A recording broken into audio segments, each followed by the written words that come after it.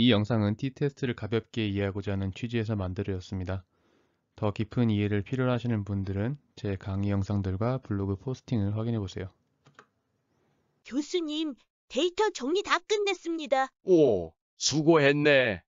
데이터 뽑느라고 수고했고, t-테스트만 돌려서 결과 가져오세요. t-테스트? 그게 뭐지?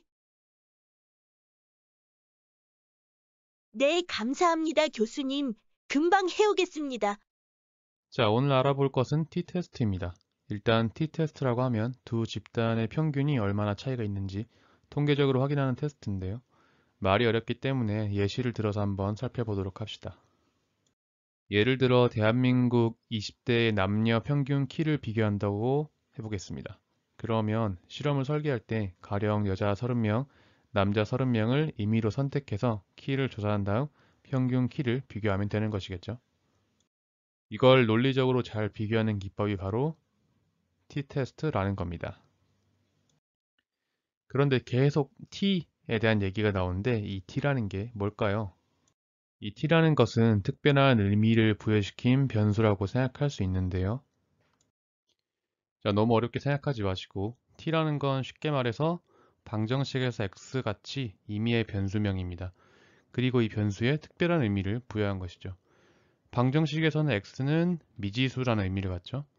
비슷한 맥락에서 t는 그룹 간 평균 차이가 클 때 큰 값을 가지게 세팅된 변수입니다. 즉 t 값은 그룹 간 차이에 비례하는 값 정도로 생각하시면 가볍게 이해한 것이 되겠습니다. 그런데 t는 잘 생각해보면 두 그룹의 평균을 빼준 것인가? 라고 생각할 수도 있는데요. 예를 들어서 앞서 언급한 20대 남녀 평균 키 비교 실험에서 여자의 평균 키가 161, 남자의 평균 키가 173이라고 했을 때 t-밸류는 과연 173 빼기 161인 12와 같을까? 라는 것이죠. 그런데 이제 그 생각은 틀렸습니다. 왜일까요? 20대 남녀 30명씩을 뽑을 때 우리가 랜덤하게 뽑는다 라고 말씀드렸죠. 그러면 20대 남녀 총 600만 명 중에서 30명씩을 뽑는다고 했으니까 어떤 사람을 뽑는지에 따라서 평균값이 매번 달라질 수 있겠죠. 말하자면 표본으로부터 얻는 평균값은 항상 일정하지 않다. 즉 오차를 내포하고 있다. 혹은 불확실성이 있다. 이 말입니다. 이 그림에서 볼 수 있듯이 우리는 모집단에서 매우 일부의 표본을 추출한 것이죠. 근데 이 표본들은 랜덤하게 뽑혔기 때문에 우리가 추출한 표본의 평균값 또한 랜덤하게 얻어진 것이죠. 그래서 t 밸류는 다음과 같이 정의를 합니다. t는 표본 평균의 차이의 불확실도를 나눈 것, 이렇게 정의한다는 것이죠. 확실도를 곱해주고 싶지만 통계학에서 확실도를 구할 수는 없으니까 계산할 수 있는 불확실도로 나눠버린다는 것이죠. 수식을 자세히 볼까요? 수식은 좀 복잡해 보이지만 확실한 것은 분자의 의미는 표본 평균의 차이, 그리고 분모의 의미는 표본 평균이 갖는 불확실도를 의미한다는 것입니다. 이쯤 되면 이제 t가 갖는 t라는 변수가 가지는 의미를 가볍게 이해할 수 있게 되는 것이죠. 핵심 포인트를 요약하자면 t는 그룹 간 평균 차가 클수록 그 값이 커진다. 그리고 t-밸류는 평균 차이를 불확실도로 나눈 것이다. 자, 그러다 보니까 평균 차가 클수록 t값은 커지고 불확실도가 적을수록 t값은 커진다 라는 점이 되겠습니다. t-테스트는 크게 독립표본 t-테스트와 대응표본 t-테스트의 두 가지 종류가 있다고 할 수 있습니다. 자, 왼쪽에서 볼 수 있는 건 독립표본 t-테스트인데요.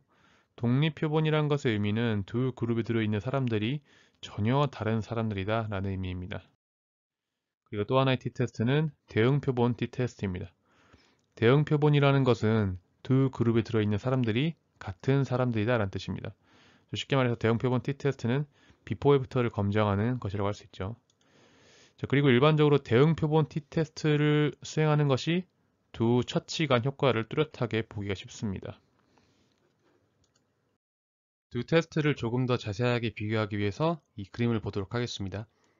이 그림을 보면 왼쪽 그림은 독립표본 T 검정을 수행하는 경우를 상정한 것이고 오른쪽 그림은 대응표본 T 검정을 시행하는 것을 상정한 경우입니다.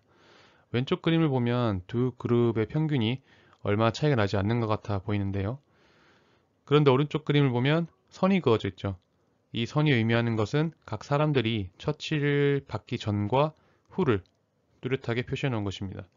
그래서 오른쪽 그림을 보면 동일한 데이터들이라도 동일 피험자에 대해 비포 애프터 차이를 가지고 검증하는 것이 효과를 확인하기 쉽다는 것을 보여주고 있는 것이죠.